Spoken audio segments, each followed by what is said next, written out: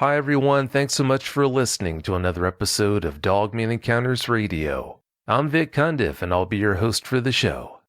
Before we bring on tonight's guest, if you've had a Dogman encounter and would like to speak with me about it, whether in private or on the show, please go to dogmanencounters.com and submit a report. I'd love to hear from you. If you've had a Sasquatch sighting and would like to be a guest on Bigfoot Eyewitness Radio, please go to bigfooteyewitness.com and submit a report. All right, let's bring on tonight's guest. Tonight's guest is Travis. Travis, welcome to the show. Thanks, Vic. Oh, you're welcome. Travis, please give us a brief bio on yourself. Yeah, I'm 32 years old and live on about a 400-acre farm, and we run beef cattle here.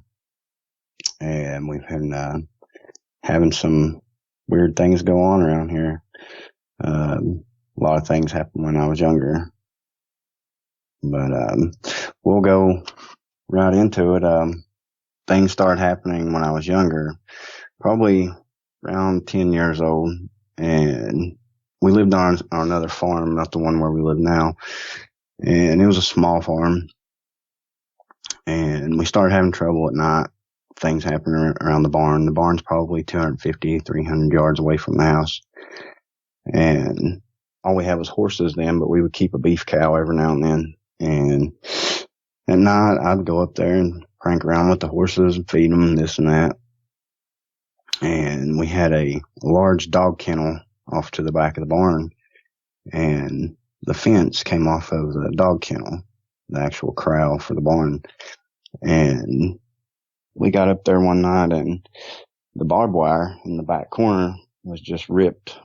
There's probably, in barbed wire, the corner posts are like telephone posts. And the barbed wire steepled onto it, probably 5 or 6 steeples around it. They'll loosen up over time, and you'll go around and add a steeple here and there and tighten them up. And something had gotten underneath the fence. It looked like it just crawled under the fence and raised straight up and just ripped the steeples and all out of the post. So my dad, we've always hunted, stuff like that, always carried guns.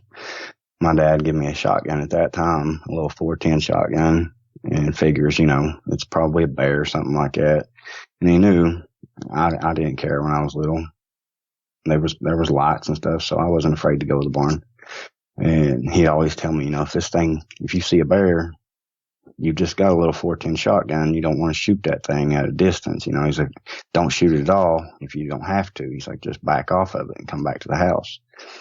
But if something was to charge you, he's like, wait till it gets close to you and shoot this thing point blank if you can, So being 9, 10 years old, that kind of freaked me out a little bit. But at the same time, I'm a little country boy, and I'm like, yeah, I'll whoop this bear. I'll kill it.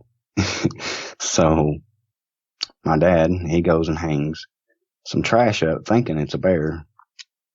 And he hangs a garbage bag, about a 30-gallon garbage bag, hangs it up in a tree, probably 10 or 11 feet, and just seeing if this thing would come in. And he would go sit in the barn loft at night and watch and see if anything would come in.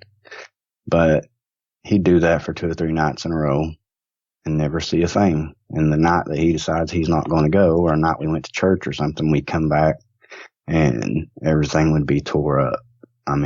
They'd be claw marks 2 and 3 inches deep in the ground, and that bag being probably 10 foot off the ground. We've got black bears around here. And when I was younger, everybody would say, oh, there's no bears around here, but we would see them every now and then. So we knew there were, but 10 foot off the ground, that's stretching a black bear out pretty far. I just don't see a black bear stretching that far. But, we never really seen anything per se, as far as seeing flesh or anything like that. We seen a lot of sign. We found hair and stuff in the barbed wire where that thing climbed under the fence and just raised it up and stretched the barbed wire out, busted it from the post. But we never seen a physical being on that, not when I was little. And the next incident was right around that same time. I wasn't much older, and I was on a bus where I went to school, where we're living out here in the country. these buses go up and down these little hollers everywhere, up and down these roads. And on the bus that we rode on, the bus driver had assigned seats on there, so you sit with the same kid every day. And I remember I had to sit with this little boy. He was a few years younger than me, a little boy. And we went up one of these roads, and there's a little store here in the town I live in, and the holler right next to that store, it's probably a mile and a half deep. And we went up that holler, and mind you, it's kind of dark that morning, real early in the morning. We're going up, pick up other kids, and we see something out in this. It's not really it used to be, my dad, we've been up through there a lot. My dad said when he was little, that was all pasture land and everything, but it's kind of grown up at this time. When I was little, it's still kind of scrub brush, 12, 13 foot tall brush. And we see something. Now, I must not have seen it as good as the kid that was sitting next to me, but I did see something, and it was big, and it was like it looked like just a giant dog, and brown in color, more like a light brown, like coyote. But I mean, this was no coyote. It was huge. And I remember I just seen a glimpse of it going over the bank, because there's Blaine Creek or Hood Creek actually is what it's called, runs through there. And the little boy next to me, he must have caught a real good sighting of this thing, because he was just bawling his eyes out. And I remember him telling the bus driver, because we weren't probably 3 or 4 seats back from the bus driver, and he's just bawling. And the bus driver asked him what was going on. He said he said a giant dog, but that's about what we saw, was just a giant dog. But this thing, I don't see kids really being scared of just a dog the way this boy was scared. I mean, he was probably 7, 8 years old, and he was just crying his eyes out. After that, I never really heard any stories, or I never seen anything. It was mostly stories growing up. And I remember my dad, his uncles, which would be my great uncles, would tell me stories and about my grandpa and his brothers, and they owned a sawmill. Now, my great grandpa, he was a joker and cut up, and just, if he could get a scare out of you, that would make his day. But his brother was just this no nonsense type old man. He was just, if he told you something, you believe it, because he was not going to yank your chain, But he worked at this sawmill him and his brothers owned, and he would walk a couple miles every day on these old logging trails, like back in those days, this was around late 40s, early 50s. And he would walk the ridges, getting back there to the sawmill. And the roads that he walked on were these old rail fences, and the way they tell it was these rail fences were 5, 6 foot tall.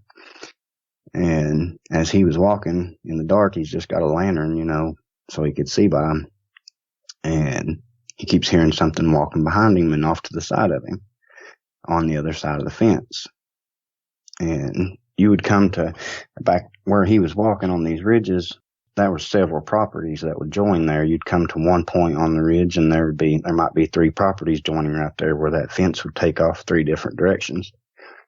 So he would come to a place like that, and he would hear this thing jump that fence.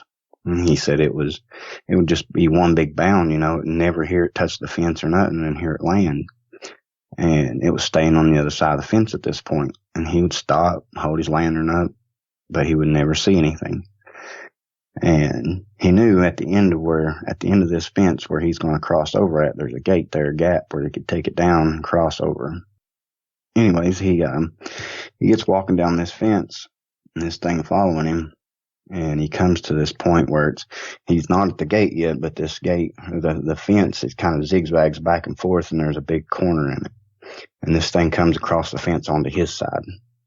And he holds his lantern up, and he said this thing was standing up, and it's towering over top of this fence, a foot or two, the way they tell it to me. This is my uncle's telling me this story now.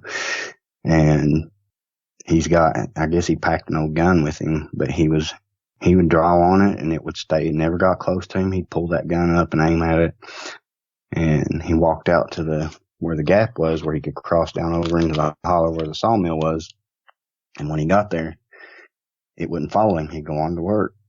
Well, they'd work all day, and that evening, when he'd take off back home, when he would get to that spot, he said somewhere in that area every evening, because it'd be dark on his way home and on his way to work, this thing would catch back up with him or sit there and wait for him, and it would do him that way, and it done him that way for a couple of weeks, until finally he told his brothers that he worked with on that sawmill. He's like, I got something messing with me out here.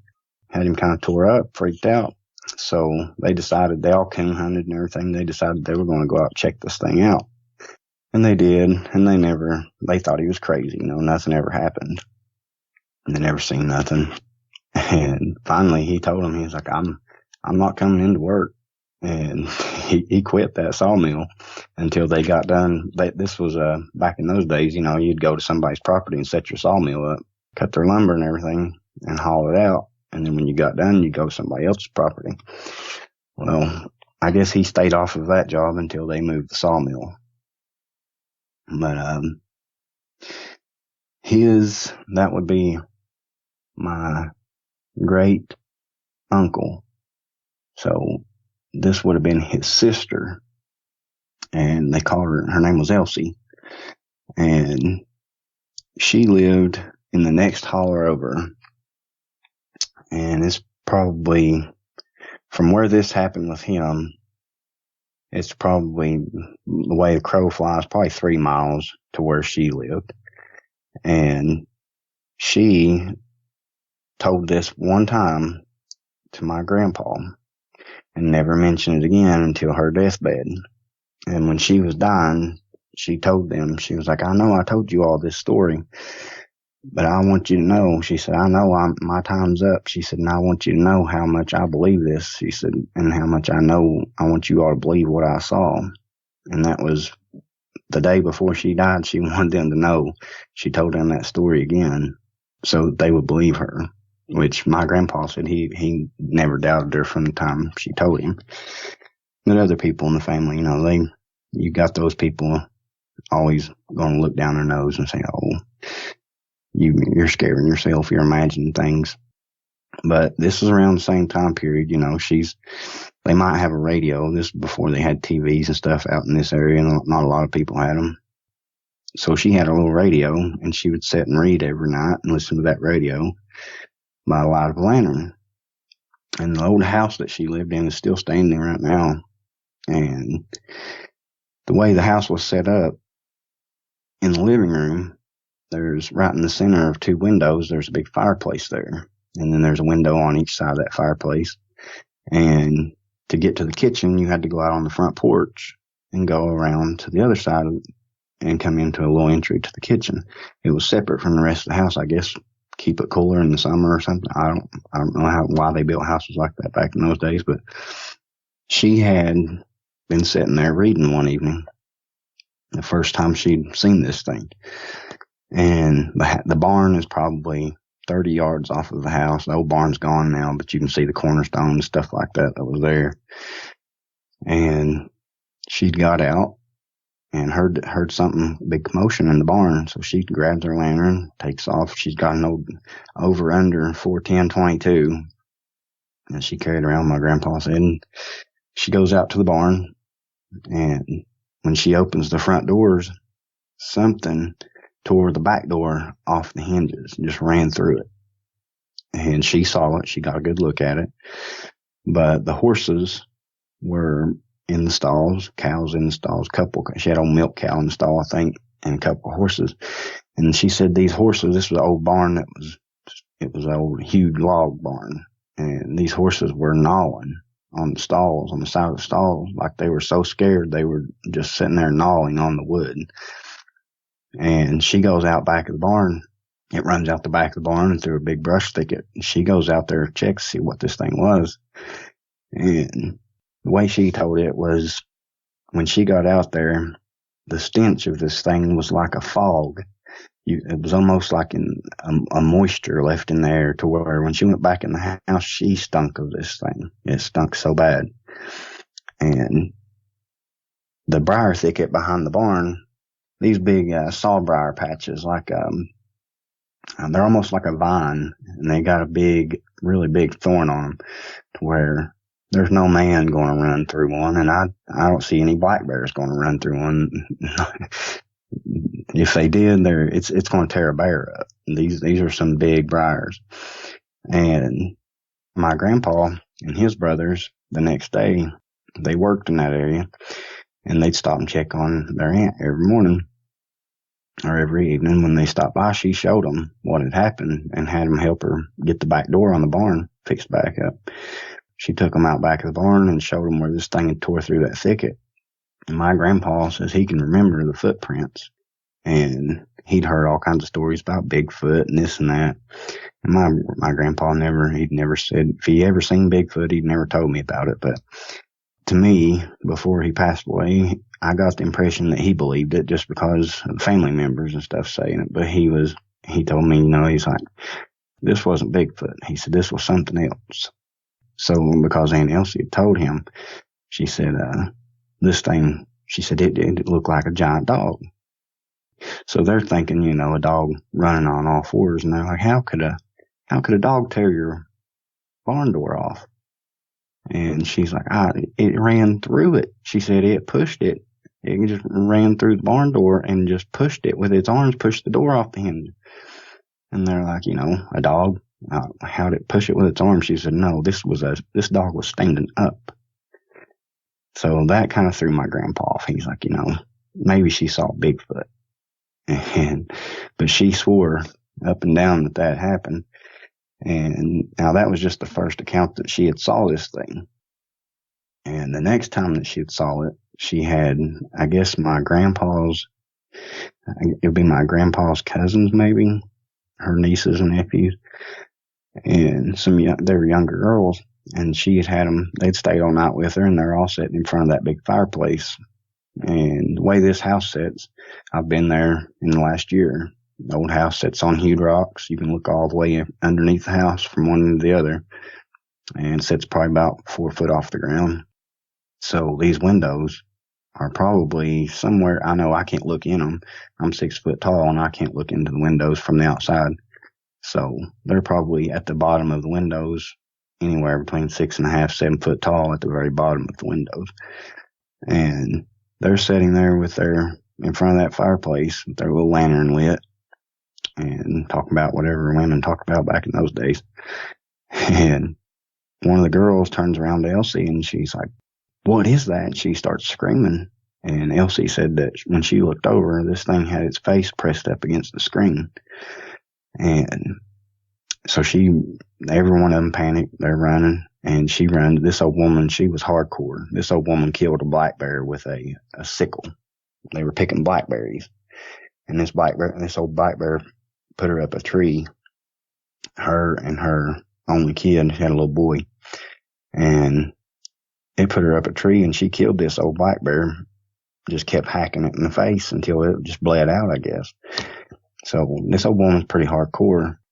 So she runs and gets a gun. I guess she's not panicking. She's scared, and she just saw this thing, but she runs and gets a gun, runs back in the room, and it's gone.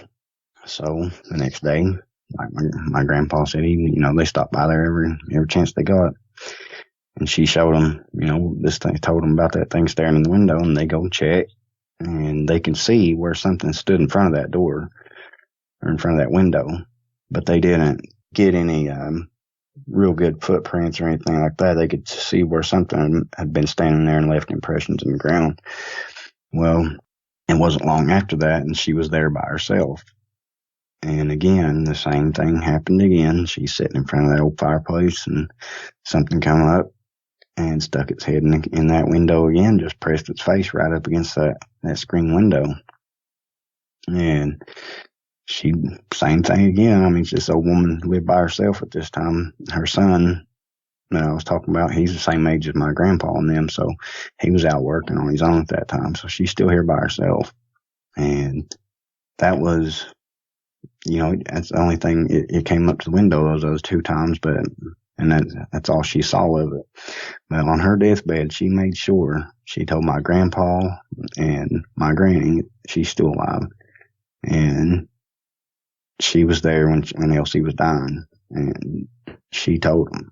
She said, "I want you all to know that was real." She said, "There's something out there," and I guess that thing had imprinted in her mind so hard that she really wanted them to know and believe in this thing, because I guess she feared for their safety. She wanted them to know this was real. But that was the account with one of my great aunts. And the next account with me, that's one of the, well, let's step back here. In the holler where I grew up, one of my buddies that I grew up with, he's a little older than me, and his dad, they lived in an old house like I described about like my aunt lived in. This old house, you could look all the way underneath this thing. It's set up on huge rocks. There's a lot of houses around here like that. And they kept a bunch of hunting dogs. They had little rabbit dogs, coon hounds, stuff like that. And one of my buddies, we'll call him David, and he said he was probably 12, 13 at the time, and his brother was a few years older than him. They were sitting in the house, and a couple of those little beagle dogs are in the house. It's summertime, so they've just got a screen door open, and these dogs just bolt out of the house and bust that screen wide open and just run up on the hill along with the dogs that were under the house, old coonhound stuff. And where they live is just the prettiest big, that whole side of the hill is just nothing but pines. And I've been in there several times. It's a beautiful place, but it's real thick. And there's no weeds, nothing like that. The pine keep it all killed out. And these dogs ran up in there, and their dad was home, and he was, from what I understand, he was a pretty good guy with a gun.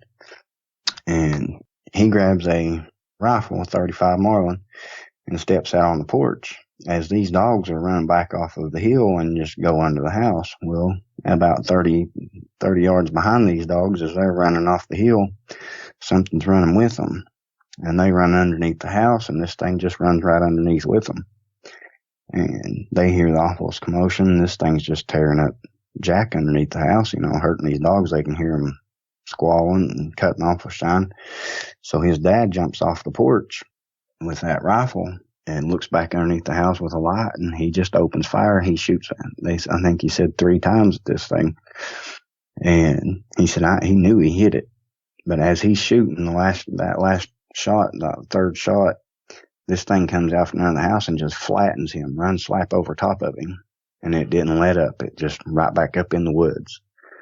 And I asked him, I was like, could it have been a bear or something like that? He's like, no, unless there's red bears around here. He said he knocked the fur off of it and big chunks of meat. There was blood underneath the house. Separate from the dogs, he found these big chunks of red fur. And they tried tracking this thing the next morning when it was daylight. They went out and tried to find it. And it just they was finding blood and tracks and stuff here and there. And they said it was like big dog prints. But I guess after several miles, they started losing blood. It stopped bleeding so much, and they finally just lost it. But, I don't know, after hearing some of these story stuff on here, I figure that thing was probably up in a tree watching them or something like that. But, that was just another account one of my buddies had told me. But, now this next one is me, my personal account, something I've seen. I'd raised a horse, and I used to love ride horse, still do. I don't have a chance to do it as much as I used to. And I used to have several buddies that we'd meet up every weekend and go riding. So we'd met up and we'd rode, me and a couple of buddies, we'd rode all day and went back to his house. And I still had a ways to go because I'd rode my horse all the way to his house that day instead of putting him in a trailer and driving him over there. I rode him all the way there. So I still had to ride all the way home that night. And we sat around at his house until it got kind of late. And I'd usually ride the blacktop because it was in the daytime. It was a shorter route to go. But at that time, the coal trucks were just burning the roads up. And I had nothing, no kind of reflectors or nothing like that to hang on the horse. And I was afraid I'd get ran over that night. So I take the long way around, which is, if you look it up, Yatesville Lake, I was riding right on the edge of Yatesville Lake through the Greenbrier area.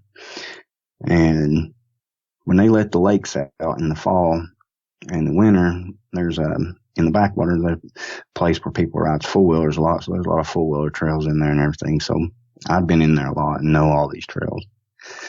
But, I start on my way home and I've got a little light that I clip on the bill of my hat, and it's usually a pretty good little light. But, on the way in that night, on the way in the woods, that light was kind of dim. I'd used it a lot and didn't really expect to be riding in the dark, so I didn't pack any batteries with me or anything. It used a little AAA battery, one little AAA battery. But I get down in the bottom of this holler, and it's pitch black, and that light just burns on out, which is something that seems to happen to me more than once, as you'll hear later on. But I get down the bottom of this holler, and it's just completely pitch black. So I know that horse can see 10 times better than I can in the dark. So I just lay down across the saddle and just let my legs hang off of his hind end. And I put the horse in this little creek bed, because I know that creek bed takes me all the way out to the blacktop where I need to go. And as long as I could hear him walking in that creek bed, I knew I was going the right direction. So I'm riding this horse out, and I'm laying just down across the saddle. It's not very comfortable riding that way, but it keeps me from getting taken off the saddle by limbs and stuff, because I can't see a thing at this point. And this old horse, pretty good old horse, he's calm. And he's just loping along in that creek bed, and I could hear something up to the side of me, between 20 feet and probably 20, 50 feet up on the hill to my right. And I started hearing this thing, and I would stop my horse, and as soon as I would stop, it might take one or two more steps, and then it would stop. Well, I'd get my horse going again, and I'd hear it take right back off. Well, it done this several times. I'd stop my horse, it'd stop. I'd take off, it'd take off. Until finally, we get to the back of this lake bottom. And at this point, it runs out of hill, and it's got to come down in the same place I'm at. It's either got to come down the creek or wait till I get past and then come on down behind me. And at this point, I've got to come up out of the creek too. And this thing, whatever it was, got a little too close for my horse's comfort, I guess. And he spooks and starts to take off. So I sit up in the saddle real quick. Now, I still can't see anything. When he starts to take off, I sit up and take hold of the reins, keep a hold of him good. And he gets too close to a tree, and he grabs my leg and just throws me off the other side of him. And luckily, I had a hold of the reins real good. He didn't get away or nothing, or else I'd have been walking a good ways in the dark by myself. But this old horse, I had a hold of the reins, and he stopped. It took me a second to get him calmed down good enough where I could get back on him. But I finally got back on him, and when I took back off, this thing was still. It wasn't hardly as close, because I guess maybe the horse spooking and making all this racket, it kind of backed off a little bit. But it followed us a good, probably 600-700 yards in this little holler. But by the time you get to the end of it, there's a couple of little houses at the very end of that little four-wheel path. You pop out on a little gravel road, and there's a house on each side of it. And by the time I come into their property, it kind of set back, and I hadn't heard anything else from it. But what made me think, because anybody else would think, oh, you a fox or a coyote or just anything. Somebody's dog was following you. But I had a buddy at that time that lived right at the mouth of that road, and he hunted back in there a lot and rode four-wheelers back in there.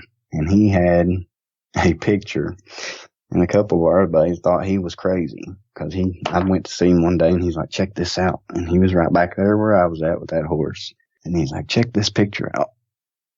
And in the picture, you can see it's like you took a dog, but you can't see its head. All you can see is just the back of it. But you can see these two big pointy ears sticking up from it too.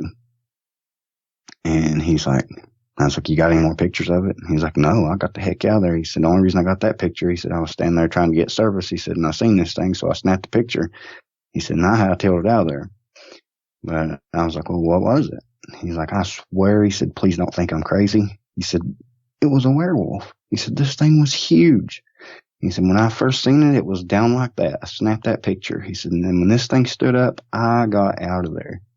And this guy, the place he lived, he had 2 bedrooms, and one bedroom was nothing but guns. This guy had every gun imaginable. And he told me he was packing a SKS back in there with him. And I was like, well, you know, you got that SKS, why didn't you just open up on it? He's like, no. He's like, the look of this thing. He's like, I did not want to shoot this thing. He said, I just got out of there.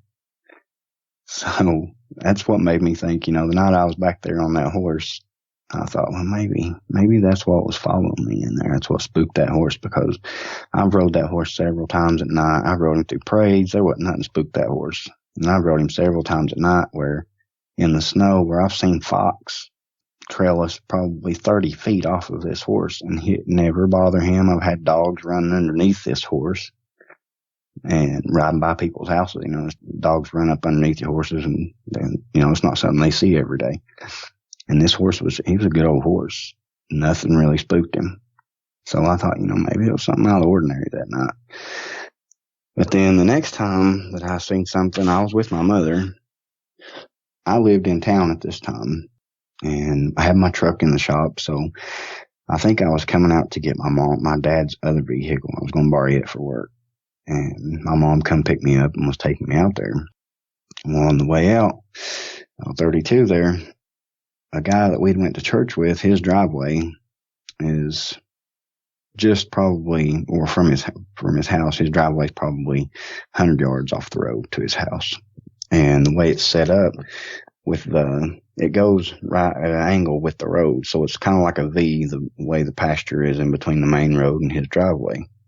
And we come over this hill, and there's this big dog, canine looking thing. My mom's sitting there looking at this thing with me, and I'm like, what is this? And we come almost to a dead stop. But at that time, like I said, the coal trucks were running the roads. I mean, they're running back and forth. You about get ran over if you don't stop anywhere on that road.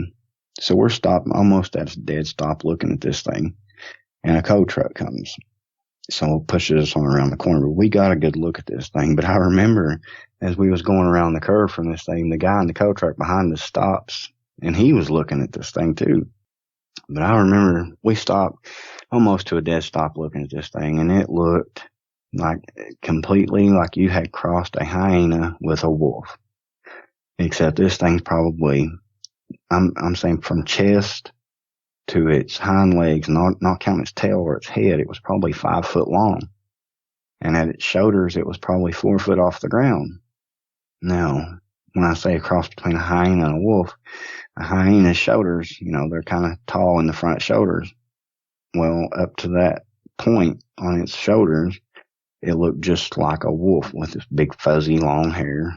And then it kind of got sleek, not like a mane, like a line, but it just kind of sleeked off shorter and shorter till it got to its back. And its tail was probably no more than a foot long. It had a little short tail, but real fuzzy, big around.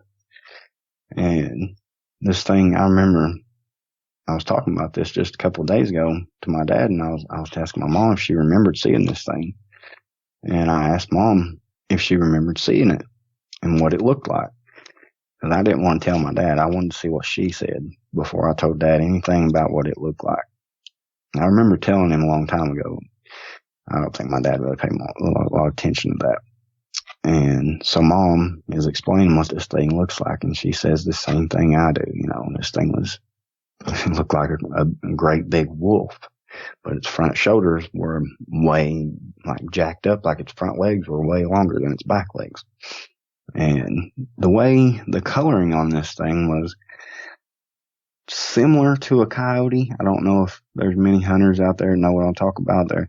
You hold a red squirrel. I've done a lot of squirrel hunting. If you hold a red squirrel up and rake its fur back, it's really not that red. It's more brown underneath the fur, but the tips of the fur are red. And that's what makes the squirrel look more red.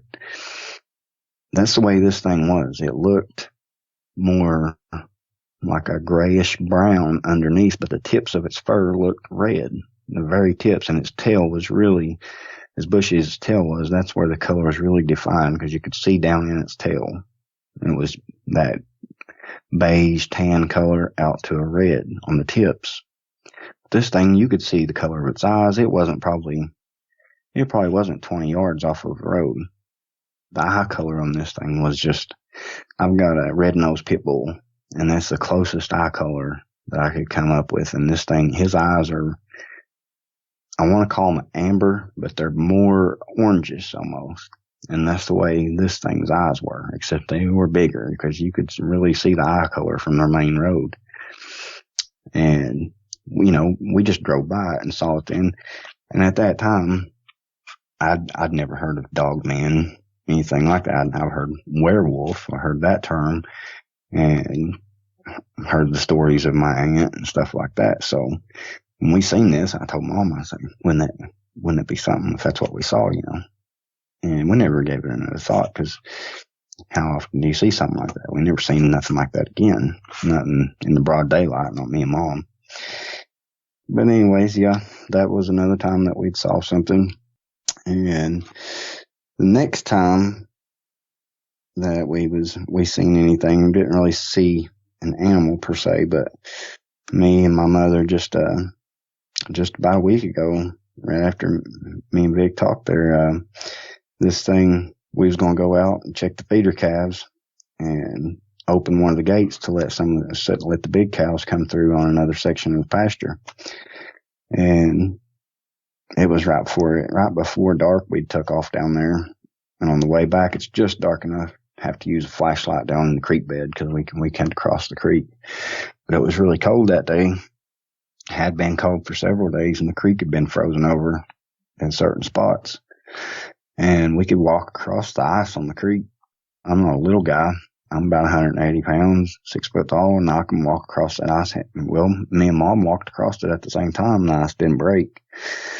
And on the way back, we're walking, getting ready to cross down that branch, and my Mom's like, "You hear that?" And as we're walking, I'm listening, and I could hear something coming through that creek bed, like kind of off to the side of the creek. Just something walking. So I shine the light down through there. I didn't see anything, but you could still hear something down through there. And as we're getting ready to cross the creek, there's like a sandbar on each side, and it's frozen there. We're getting ready to cross the ice, and I hear the ice break down from us, just like I was walking across that ice, and it broke through and just crashed through.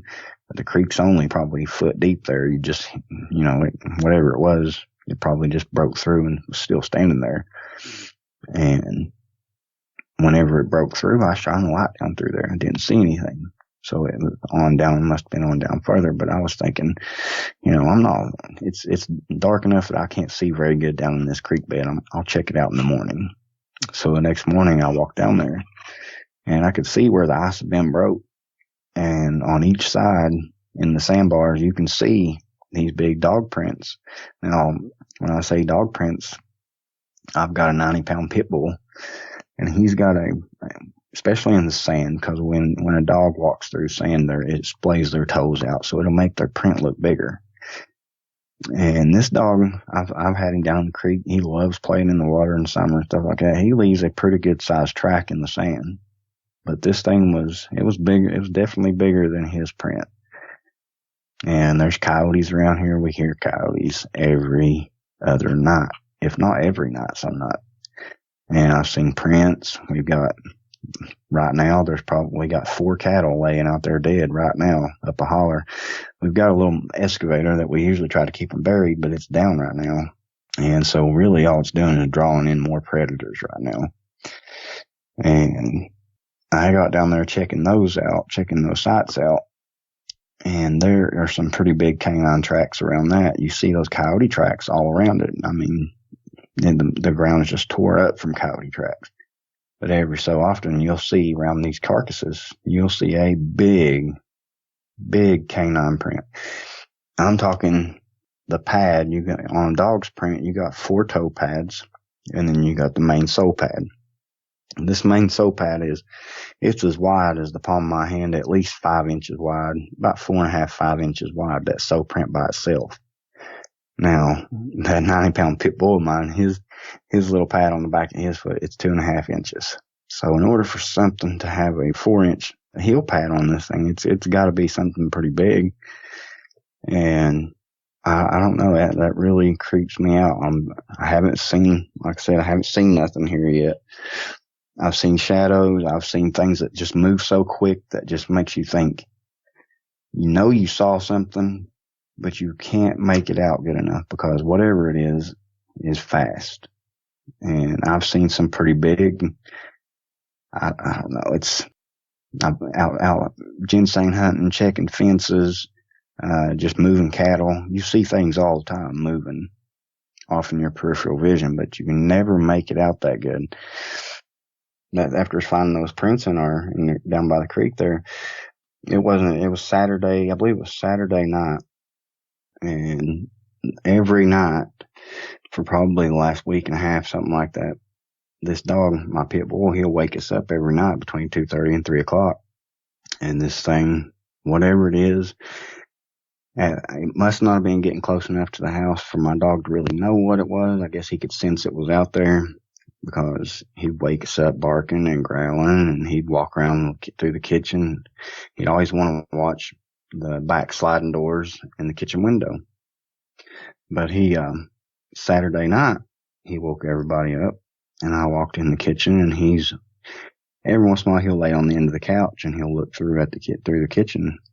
And this time when I walked in there, he was off the end of the couch looking over the arm of the couch, and he wouldn't come out of there. I'm like, my dog, I call him, his name's Rebel. And I'm like, Rebel, what's going on? Come on, get it. And I'd open the back door, and he would not come around, because usually I can let him out, and he'll go out on the porch, and he'll sit and growl, and he won't go any further than that porch, so he'll back right back into the house. But that night, he wouldn't come out from beside the couch. He wouldn't go anywhere near the kitchen. And I'm thinking, whatever this is, it's close. Well, not a minute later, we've got a little blue heeler outside, and we keep her tied up out front. And the nighttime, the daytime, we let her run loose. And I hear her take off. She's barking and cutting off while shining. And I step out, and she had slipped her collar, and she's not right. Usually she's right off the corner of the porch there. And she's down in the middle of the blacktop, facing the house, but off to the side of the house. Now, where I live, the wood line is about 15, 20 feet off to each side of the house. And out to the front, there's yard to the blacktop, and then out back, the yard goes to the creek, and it's probably, I'd say, 30, 40 yards is about the length of our backyard till it gets to the creek. And then there's a little tiny pond there, a tadpole pond my little girl likes to play in. But she's looking back in that area, and I'm back in. When I start out through there, it kind of, listen to some of these stories, it kind of creeped me out just thinking she's looking back and forth, and it kind of looked like she's looking over the house too. So when I step out, I put my boots on, I grab 243, and I step out. And when I did, I kind of dunk underneath the gutters as I was going. I was thinking maybe something's going to grab me, And it's just, I don't know, listening to these stories will kind of get to you every now and then. But I started backtracking down the driveway. I'm facing the house, but backing up toward that dog. Because I know whatever it is, she sees it or hears it, and she's facing it, and she's looking back behind the house. And I get down about midways of the yard, and this thing growls. And about that time, after it quits growling, Dad comes out the other side door. And I'm like, something's on that hill right now. And it does it again, and it growls. Now, the best way I can describe this growl is, if anybody's ever seen the movie Predator, the noise that thing makes with that clicky sound. It wasn't like that. It was just, you take a really deep guttural growl and add that overtone, that sound that thing makes with that clicky, like its voice is shaking almost. That's what we heard. But the smell of this thing what I asked Dad, I'm like, do you smell that? And he's like, yeah, I smell it. He said, how couldn't you smell that? And it was just so strong. It was like a wet dog with like a lithium smell. And when I say lithium, like a lithium battery, I used to have to do some cleanups out here around the lake, and we would go participate in these little cleanups, pick up trash off the side, and we'd find a meth lab here and there where somebody would throw their trash out. And the smell that would come off of those bags, I come to find out, was those batteries that you were smelling, that lithium in there. And that was the smell that I got off of this thing. It was like a old dirty dog, a wet dog kind of, and that lithium smell, almost like ammonia, but not ammonia. And it just stunk so bad, and you could smell it all over the yard. Well, that was Saturday night. And every night since then, we've had the dog still every night. He's around 2:30, 3 o'clock. He's waking everybody up. He's growling, cutting a shine. And we'll go out with spotlights, flashlights, rifles. And you never really see anything. You hear coyotes every night. And you'll hear a lot of real weird howling. I've heard these coyotes several times out there howling. But there's something different with them, because you'll hear these howls. You'll hear a coyote howl, and it's kind of high-pitched, squilly. You'll hear them cutting down. They can make all kinds of noises. They'll just raise a hair on your back. But these things, there's always something. When these coyotes, say they're on the side of the creek over here with the house, you'll hear these coyotes here. Then you'll hear the howls on the other side of the creek, these big, deep, throaty howls. And there for a while, I was the only one catching these howls, and I would hear these different howls. And finally, one of the guys that my dad goes to school or went to school with when they were younger was here one night, and we went outside and we hear these things. There are coyotes all over around the back of the house on the hillside. And those other two howls, there's a cemetery probably 150 yards directly in front of our house across the creek. That was where the first howl opened up. And I'm like, did you all hear that? And finally, somebody else besides me heard it. And I'm like, yeah, that's wild, you know. And I'm like, that's not a coyote. And my dad and his buddies like, no, that don't sound like the coyotes. That don't sound normal, like the way they're howling. And just after that thing cuts loose, about 100 yards up, we've got a horse pasture on this side of the creek, away from the cemetery, about probably 250 yards up. That's where the next howl opens up. And they heard that one too. Now, I've heard these things several times by myself, but I guess I needed that vindication, somebody else hearing it. And so finally, I got my dad and his buddy, they finally heard that thing. Just today, I mean, you can't make this stuff up. My mother went down to drop some feed, and for the big cows, and to check some babies. We got some new ones just been born. And she goes down to check that stuff out. And she finds a newborn calf with its mother laying there, and the mother is just tore apart. And Mom said her legs have been torn off. Now, I haven't got to see this yet, but I'm going to go down and check it out and take some pictures. And hopefully you can, if that's what it is, we'll try to get them posted up on the story. I don't know, but that's been what's going on around here, the things that I've been told and things that I've saw, except for one other story. And this was back in 2017, and it would have been it was somewhere around August. We've got a bird bath in the front yard. It's a big concrete bird bath. It's a 2-piece. It's got a bowl sets on top of it, and then a main little table, like one little leg, you know. But all of it together probably weighs 250 pounds. And the top of it's about probably 125 pounds. And this thing's been knocked over 3 times in the last week. Now, I set it up. The first time it got knocked over, I didn't think much about it. And I set it back up. And when I set it back up, that's the first time I'd ever had to set it up, because since I moved here, it's been sitting there. I set it up and I thought, man, the top of that thing's pretty heavy. And it made me think, well, what could have knocked this over? And I've seen my dog, he's a big dog. I've seen him actually drink out of this Birdbath and put his paws up in it and sit there and drink out of it. So I know it's got to take something heavier than him to knock this thing over. And it's been knocked over 3 times. Now, that one time it was knocked over and the top of it was just laying over on its top. It just been flipped over. And the last 2 times that it's got knocked over, the actual bow of the top of it. Now, I'm telling you, this thing weighs at least 120 pounds. It's a big Birdbath. It was about 6 yards out through the yard from the actual where the bottom of the stand was tipped over at where it's at. And it's not round, so it couldn't roll. It's kind of square, like a almost stop sign shape, but it's elongated. So I know this thing didn't knock over and just roll out through the yard. You can't roll it. It doesn't roll. So whatever hit it, either hit it with enough force to knock that thing all the way out through the yard, or it's just grabbed the top off of it and thrown it. So yeah, that was another thing that's been going on around here tonight.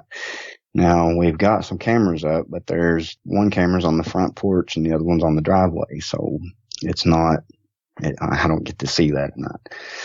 But since then, we've turned the camera on the porch toward that just to see if we could find out what's doing this, if it does it again. But after the Birdbath incident, my wife has done this a couple of times. She'll think from where our bedroom is to walk out and go into the kitchen, you gotta go kind of down a little hallway past the basement door, and then there you are. The sliding glass doors are on the right there.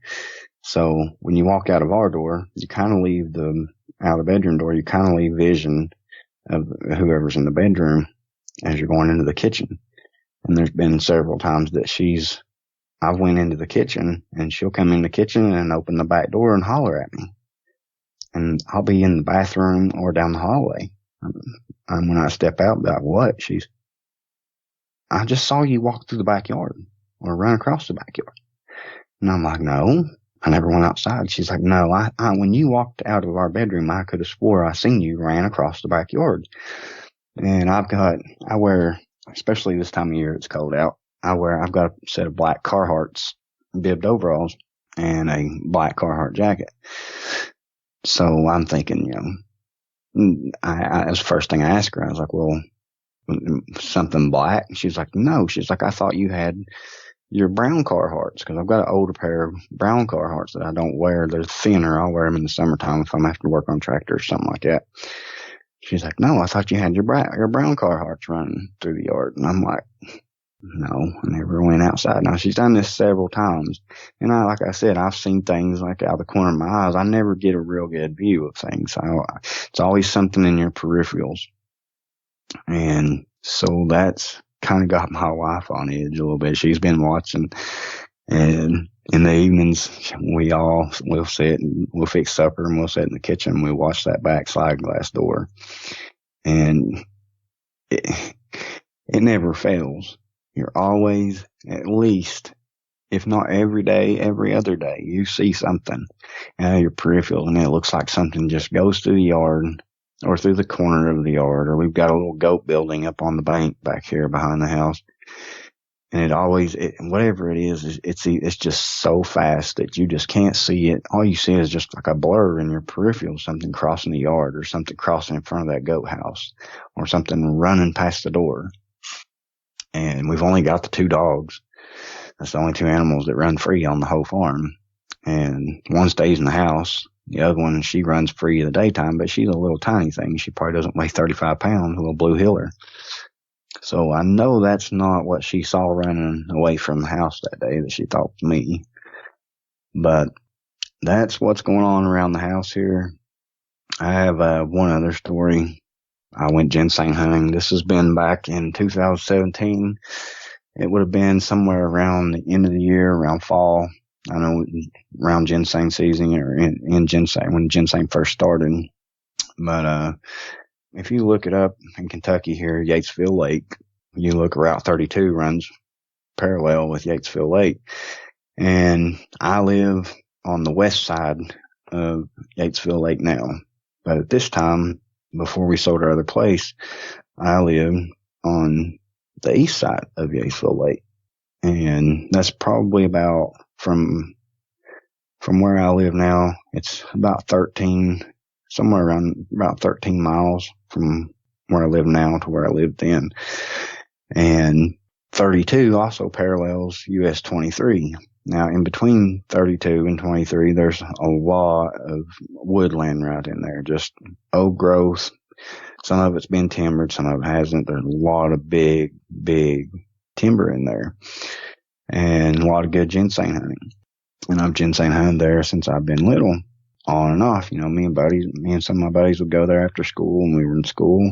And then on and off since I've been out of school, we'd go in there and try not to hit it too hard and leave some stuff. That way, a couple of years later, we'd go back in there and it'd be grown back up. We could ginseng hunt again. Well, since then, I've been back, since this happened, I've been back in there one other time, but I was just riding horses and it was in broad daylight. But this incident happened and I was back in there ginseng hunting, and I didn't have any horses where I lived at that time. I didn't have any there. I had them at my papaw's farm. So I decided I'm going to go ginseng hunting, and I grab up a couple things and jump on an old 10-speed bicycle and ride back around this ridge.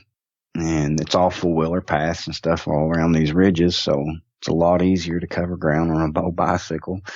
So I get back in there, and I stashed the bicycle off the path. I found this little holler that I wanted to check out, and I dropped down in there and started finding ginseng scattered here and there. And I had never been in that holler, but I crossed down in there and ginseng hunted the left side of the holler on the way in, and on the way out, you cross the little valley and get on the other side and come back up that way. So I was trying to cover all of it.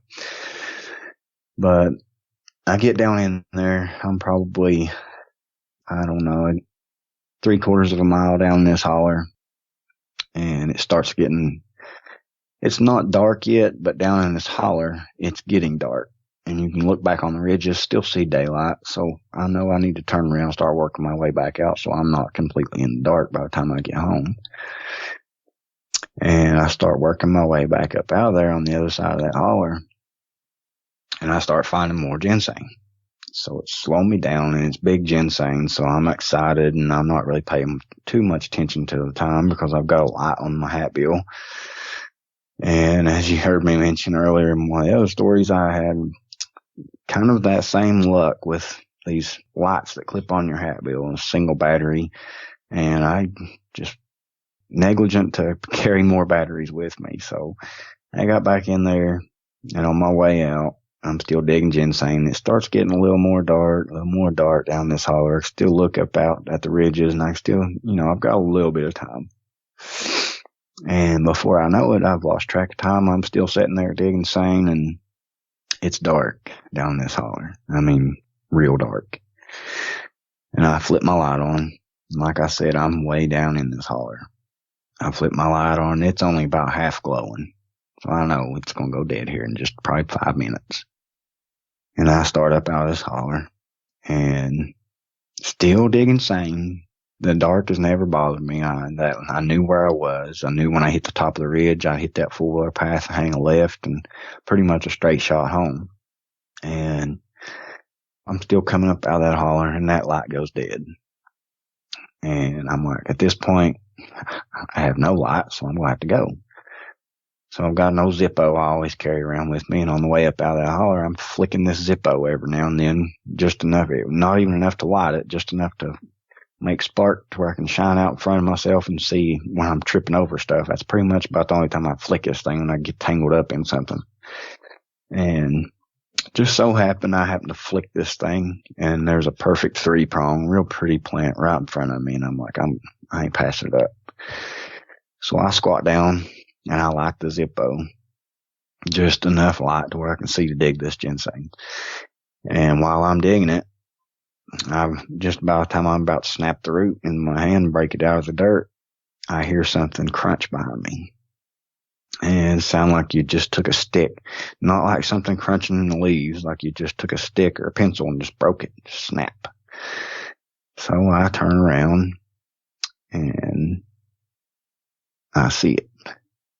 Now, there's just enough light down in this holler. It's dark, but you can see the silhouette of trees, and I can see the silhouette of this thing behind me. And it's probably, at this point, it's about 4 foot tall. And it looks like you've took a 55-gallon drum and draped a fur across it. That just real round looking over top of it. And that's all I could see for about, I don't know, like you've cut that drum in half. That's about what I could see. And then it was just black to the ground. I couldn't see the silhouette to the ground. Just about 4 foot off the ground, probably a foot down off of its shoulders. I could see that silhouette. And I could see hair. Now, I've got a 45 on my side. And I'm a poor boy, so I have a cheap laser set up. It attaches to the trigger guard on this 45. And the same dog that I've got now, he was a young dog. He might have been, I don't know, 13 months old at this time. And he was up on the hill running around with me. He was with me that night, and he was probably 30, 40 yards up on the hill when I seen this thing. And when I seen it, I turned around and start whistling for this dog. I'm like, get down here. Maybe draw its attention off of me or something. And I pull my gun, turn that laser on. It's got the button on the side of the handle of the gun, on the butt of the gun, where as soon as you hit that button, that laser comes off. You let off of it, it goes off. And I pull that gun out, and what freaked me out is when I hit that laser. You point a laser at something, you point it at your arm and hit that laser. It's a little pin dot. Or point it at a wall. It's a pin dot. But when I pointed at this thing and hit that laser, it was not a pin dot. This laser went from being a pin dot to about 4 inches round in this fur. Just a big red dot about 4 inches around. And I'm like, oh God, what is this? And about that time, my dog, I'm still whistling for him, hollering as all this is going on. This is all happening within a couple of seconds. And my dog comes running off the hill. And he runs off the hill right in between me and this, whatever it was at this point. I had no clue what it was. At this point, I'm thinking a bear. But a very big bear, because, I mean, even the biggest black bears around here, they're no 4 foot tall at the shoulder. And this, whenever my dog come running off in between me and it, he had no clue it was there until he got in between me and this thing. And when he got in between me and it, this thing let out a sound. It was similar to like a horse, like a sound, but it was like it was, I don't know. It didn't growl at him, but it was like that was its gesture that, hey, I'm here, or back off. And this dog turns and he's barking, but he's backing straight up towards me until he hits me, and he's right in between my legs.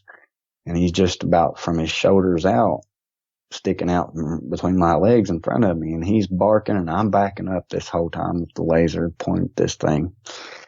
And even though it was a 1911 45, I had 9 rounds, and I'm thinking, this thing ain't 15 foot in front of me.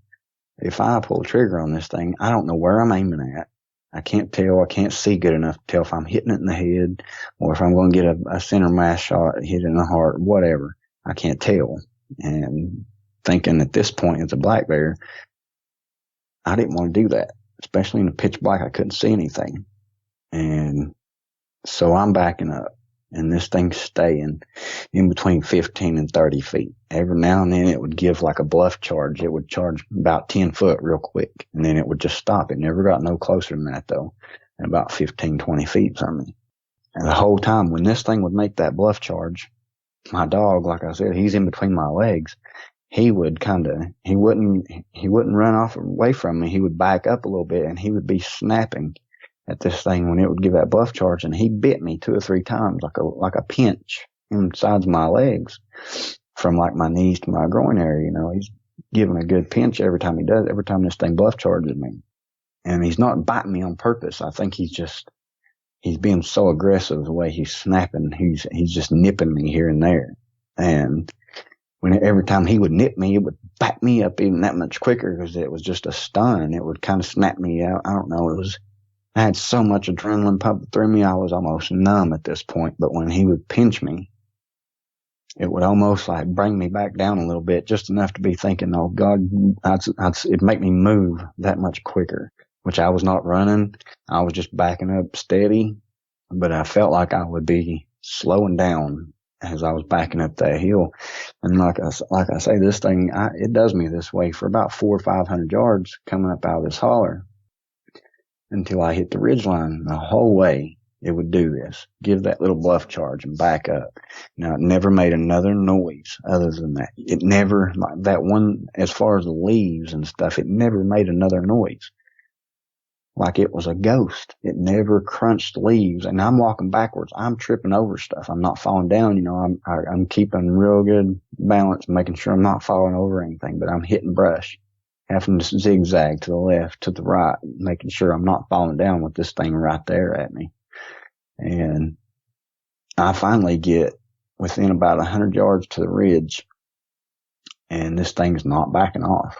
But I'm starting to get just a little bit more light to where I can make out more shapes of this thing. And I can see, like I said, all I could see was the shoulders or the back, I could see like a half a barrel, like a 55-gallon drum, half of it with that fur. But like I said, with that pin dot, that laser getting so big around, when I hit that hair, it would get so big. Every now and then I would hit skin on this thing. And me thinking it's a bear at this time, I'm thinking there's its nose. Because that's the only place I could think of a bear having skin or something, or hair thin enough for that dot to go back so small. And every now and then that laser dot would go from 4 inches to a pin dot. 4 inches to a pin dot, but then it would go right back to being real big, and it would stay like that most times. So I'm thinking, and still at this point, I'm thinking a bear. And I finally get to the ridge top to where there's enough light to where I can make out what this thing is. And the more light that I get in to where I can tell, the further this thing backs off of me, like it knows that I can see it. If I could see it that good, then I know it could see me better. So I'd say, I don't know how intelligent these things are, but I figure if it knows if it could see me better, I could see it better. And it just backs off slowly, just a little bit, maybe no more than 10, 15 foot at a time, but I'm backing the whole time I hit this fuller path as the ridge, and I hang a left, and I'm backing toward the house. And about a quarter of a mile down this fuller path, there's a cow pasture. And it's right in the corner of this cow pasture where that fuller path runs into, and there's a gap there where you can take the fence down and go through. And I know this old man that has this pasture and owns these cattle in there, and I was allowed to go through there, and the only thing he ever told me, make sure you shut that gate back. He didn't want his cows getting out. I always respected that, kept his gate shut. We've always had cattle and horses, and it's never fun chasing your animals out somewhere they're not supposed to be. But this thing follows me down the whole way. And the whole time, I can see a little better, so it backs off. I can still see that this thing's, finally, now I know this thing is on all fours, and I can see that it's about 4 foot tall at the shoulders and probably 6 foot long. Every once in a while, you go around a little mud puddle or something. When it would turn sideways to go around there, you could tell it was something long, but you couldn't tell anything besides that. I'm just seeing silhouette still at this point. And I reached this cow pasture, and I opened this gap up and shut it back. And this guy has got some big Angus cattle, and he's got 6 strand of barbed wire on his fences. Well, in this gap, the way he's got it set up, it's a metal T-post, 6 strand of barbed wire, and there's an old oak tree there with a piece of wire wrapped around it, top and bottom. And you stick the bottom of your post in that wire, and then push it in and loop that top wire around that post. And that's what keeps your fence up in that corner, like a little makeshift gate. We call it a gap. But when I go into this field, it opens everything up. Now I can see a little bit.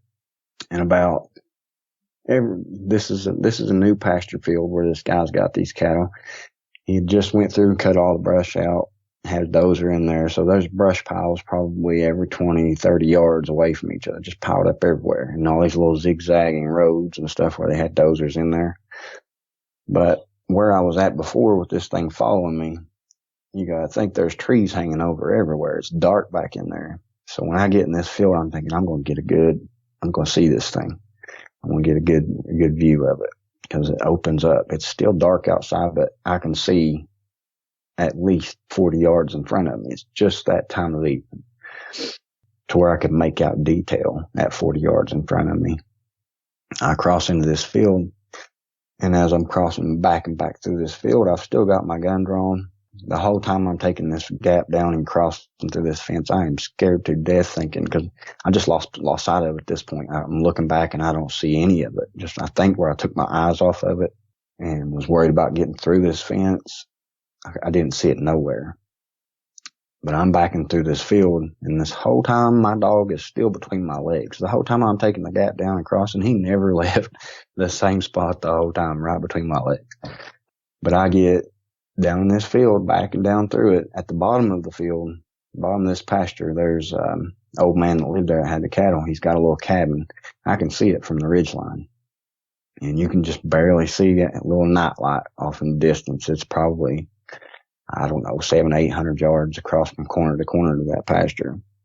And it kind of sets down in a little hollow where you can't really see anything.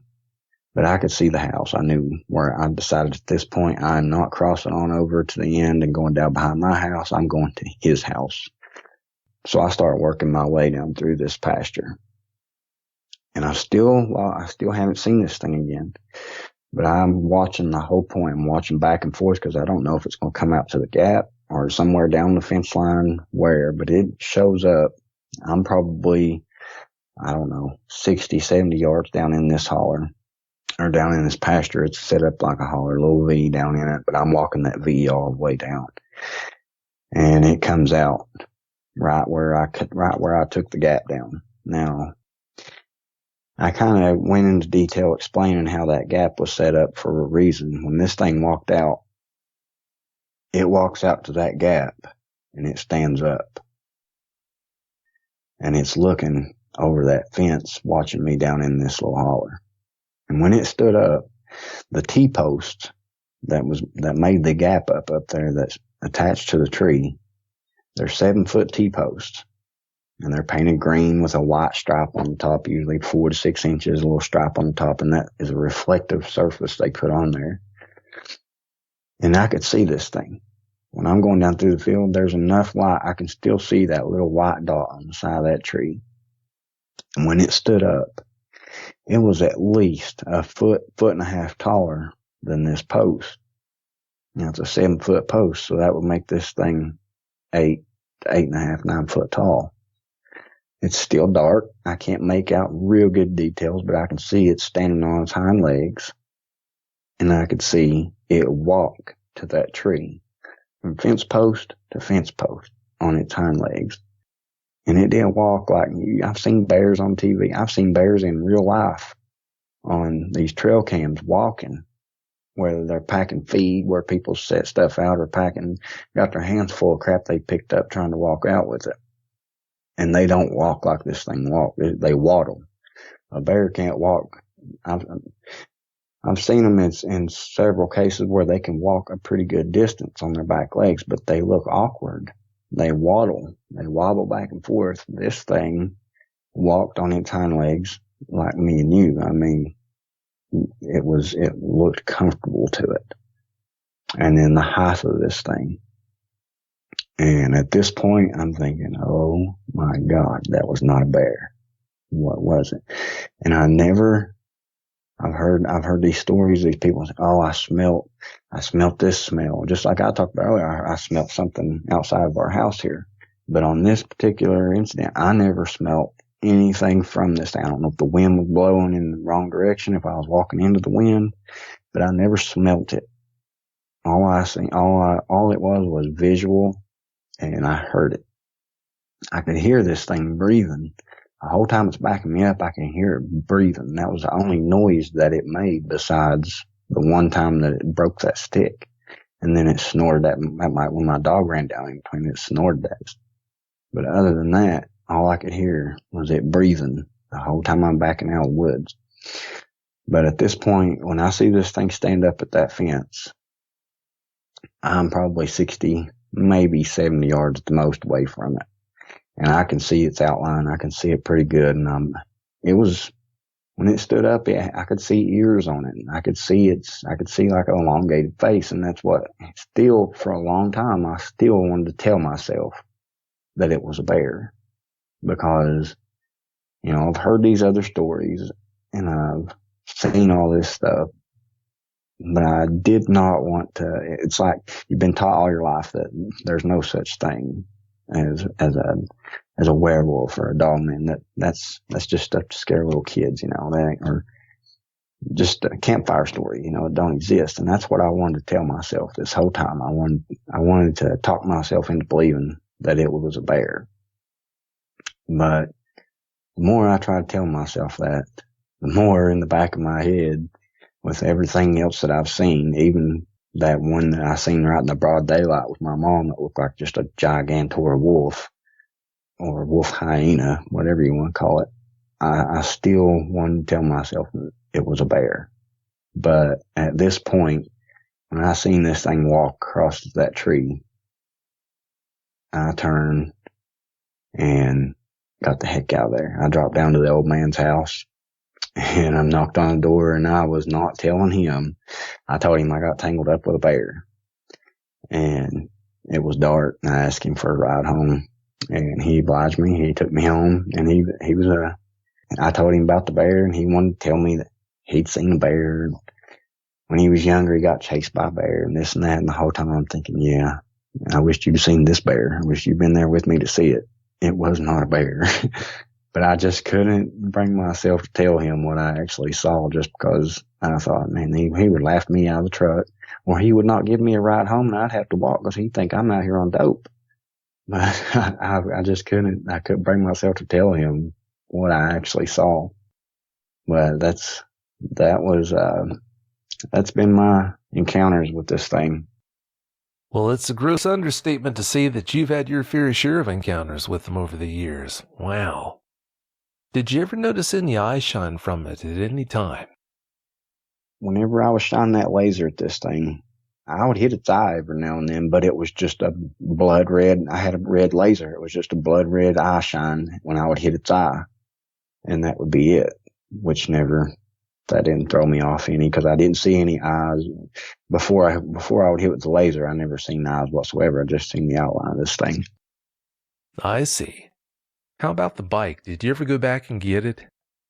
Oh, yeah. We went back. It was actually one of my buddy's bikes. And he comes in that evening or the next day, and I was playing around on a bicycle. We always rode 10 speeds and stuff. And I was playing around on mine in the driveway, and he's like, well, where's my bike? And I was like, oh, yeah, it's in the woods. Listen to this story.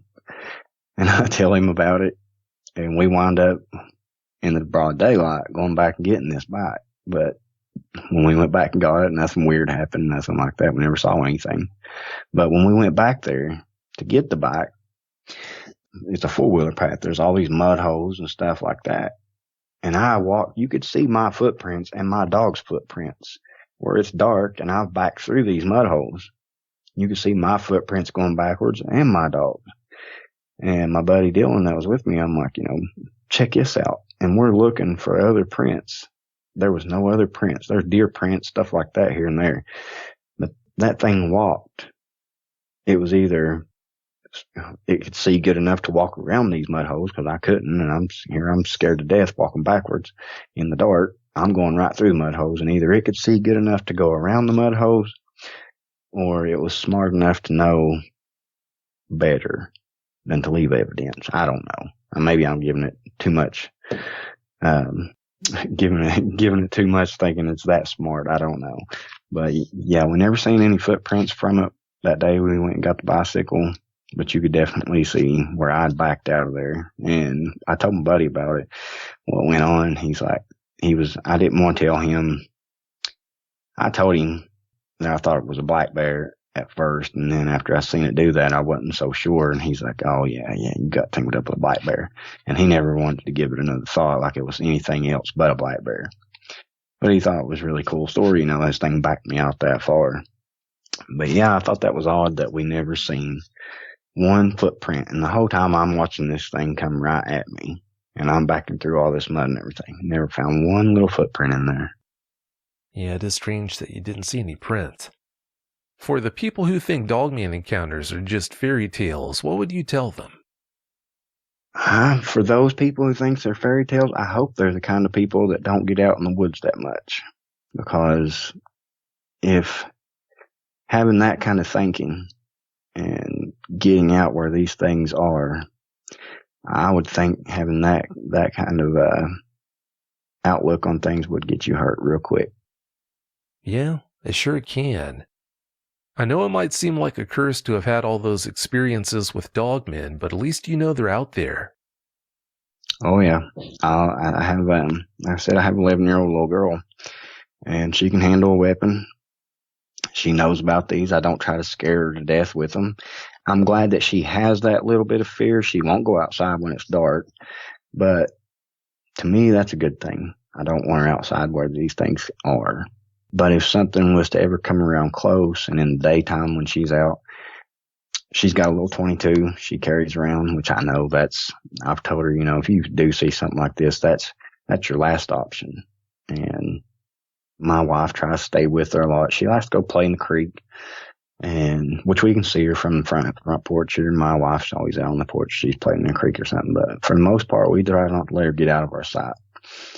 But, yeah, I try to instill that fear into her just enough to I don't want her having nightmares and thinking about it constantly. But I want her to have that in the back of her head if she decides I'm going to walk down through the pasture. I want her to know she better keep her head on a swivel or say, "Hey, will you go with me?" I'm glad you told her that. Well, Travis, it's about time for us to get out of here. I want to thank you so much for coming on and telling us about these experiences. I really appreciate it. I appreciate what you do, Vic. Oh, you're welcome. Thanks again so much. Have a great night. If you've had a dogman encounter of your own and would like to speak with me, whether in private or on the show, please go to dogmanencounters.com and submit a report. I'd love to hear from you.